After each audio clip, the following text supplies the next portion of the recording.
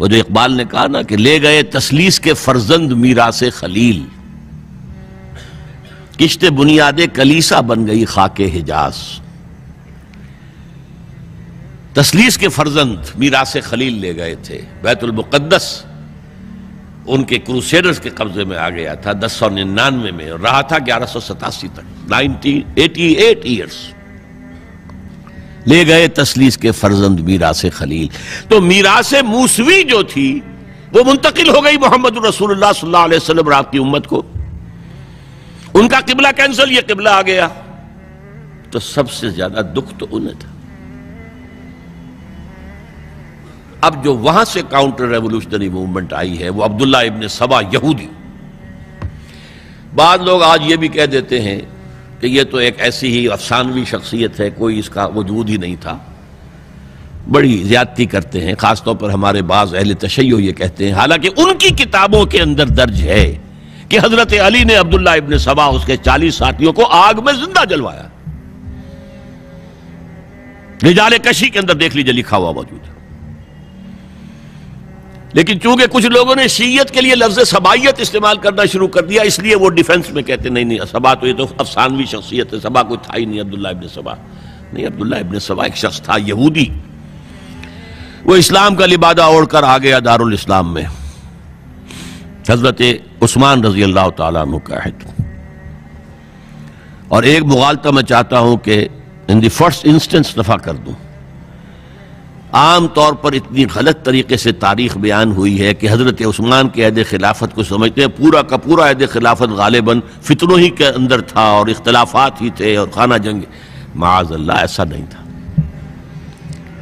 طویل ترین دور جو ہے دور خلافت حضرت عثمان کا ہے، 12 سال، حضرت ابوبکر کے 2.5 سال، حضرت عمر کے 10 سال، دونوں کو جمع کریں گے تو عثمان کا، اور اس میں 10 سال بالکل اسی شان کے ہیں جو حضرت عمر کے خلافت کے شان ہے، کوئی اختلاف نہیں، اور فتوحات کا دائرہ بڑھتا چلا جا رہا ہے، تھمتا نہ تھا کسی سے سیل رواں ہمارا۔ اس کے آخری ایام میں یہ شخص آیا اور اس نے ایک تو یہ کیا کہ پرانی جو قبائلی عصبیت تھی اس کو زندہ کیا۔ خلافت تو بنو ہاشم کا حق ہے، محمد ہاشمی تھے صلی اللہ علیہ وسلم، ہاؤ کم یہ ایک بنو امیہ کا شخص کیسے بیٹھا ہے؟ دیکھیے اس شخص نے کتنا انتظار کیا۔ حضرت ابوبکر بنو امیہ میں سے نہیں تھے، لہذا یہ فتنہ اس کے خلاف نہیں ہو سکتا تھا، کیونکہ چشمک جو تھی وہ بنو امیہ اور بنو ہاشم کی تھی، بڑی پرانی تھی، یہ بڑے برابر کے یہ دو کلینز جو تھے مد مقابل تھے ایک دوسرے کے، باقی چھوٹے قبیلے تھے، بنو تیم ہیں، بنو عدی ہیں، لیکن مقابلہ تھا بنو امیہ اور بنو ہاشم کا۔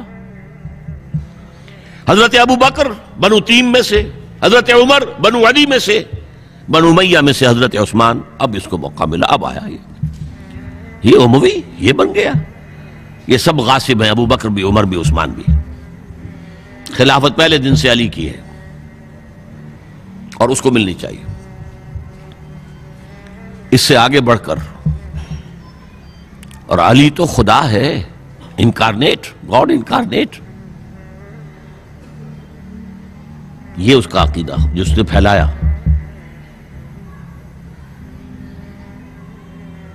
یوں سمجھئے ایک شخص نے حضرت عیسیٰ کے دین کو زیرو کر دیا تھا۔ لوگ مانتے نہیں کہ ایک شخص اتنا کچھ کر سکتا ہے۔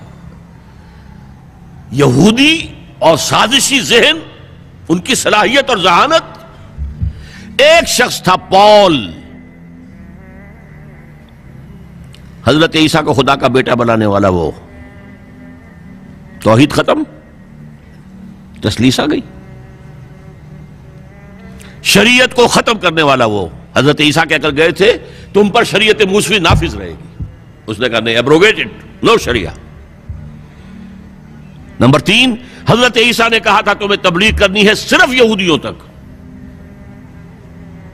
I have been sent only in search of the lost sheep of the house of Israel۔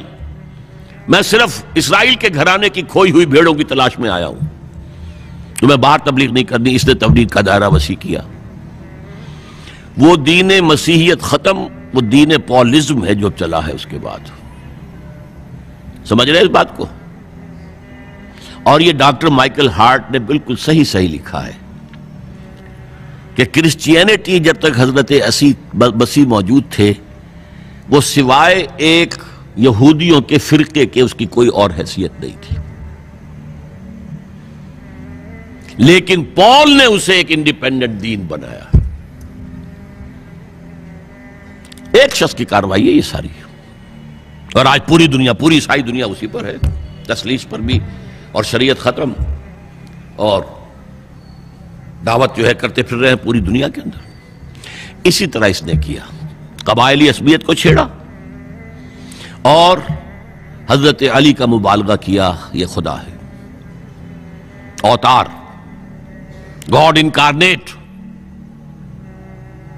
تیسرا کام کیا کیا کہ حضرت عثمان رضی اللہ تعالی عنہ اور ان کے جو عاملین تھے، گورنر کوفے کا ہے، گورنر شام میں دمشق میں ہے، گورنر مصر میں ہے، ان کے خلاف پروپیگنڈا شروع کیا.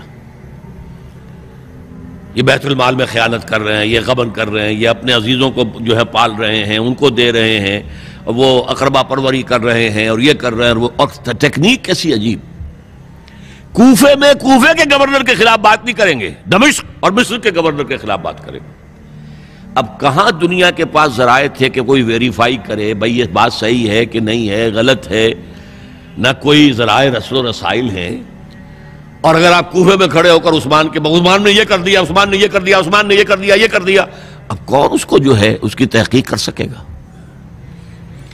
دمشق میں گئے ہیں تو دمشق کے گورنر کے خلاف کچھ نہیں، عثمان کے خلاف، اور کوفے کے گورنر کے خلاف، اور مصر کے گورنر کے خلاف. مصر میں گئے ہیں تو اس کے خلاف کچھ نہیں، دمشق اور کوفے کے گورنر کے خلاف اور عثمان کے خلاف. اور پھر ہر طرف سے بلوائیوں کو لا کر گھیراؤ کر لیا حضرت عثمان کے گھر کا. یہ تحریک ہے جو بہت زبردست کامیابی سے ہمکنار ہوئی، یہودی سازش. اب تمام صحابہ کہہ رہے ہیں حضرت عثمان سے کہ آپ ہمیں موقع دیں کہ ہم ان کا سر کچل دیں. آپ فرماتے نہیں، یہ مجھ پر الزام لگا رہے ہیں نا، میں وضاحت کرتا ہوں. اپنے گھر کی چھت کے اوپر کھڑے ہو کر آپ نے کہا دیکھو یہ میں نے نہیں کیا، یہ میں نے نہیں کیا، میرے یہ احسانات بھول گئے ہو.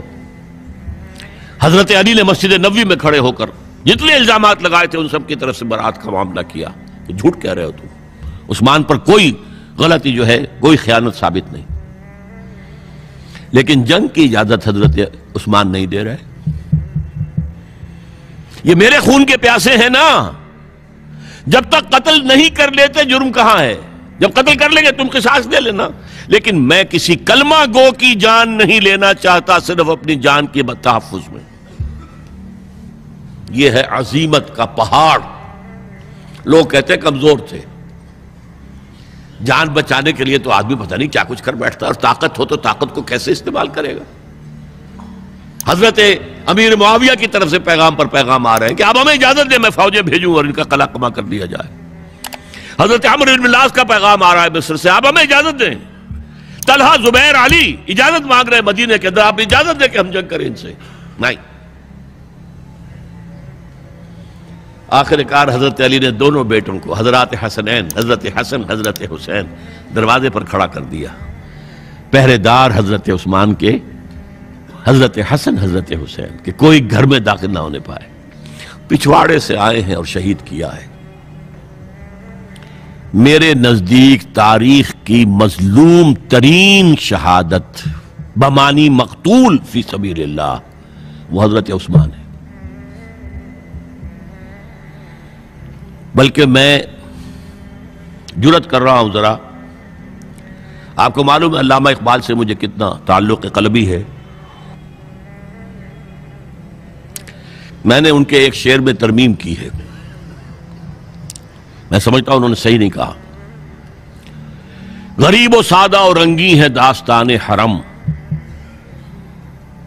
نہایت اس کی حسین، ابتدا ہے اسماعیل.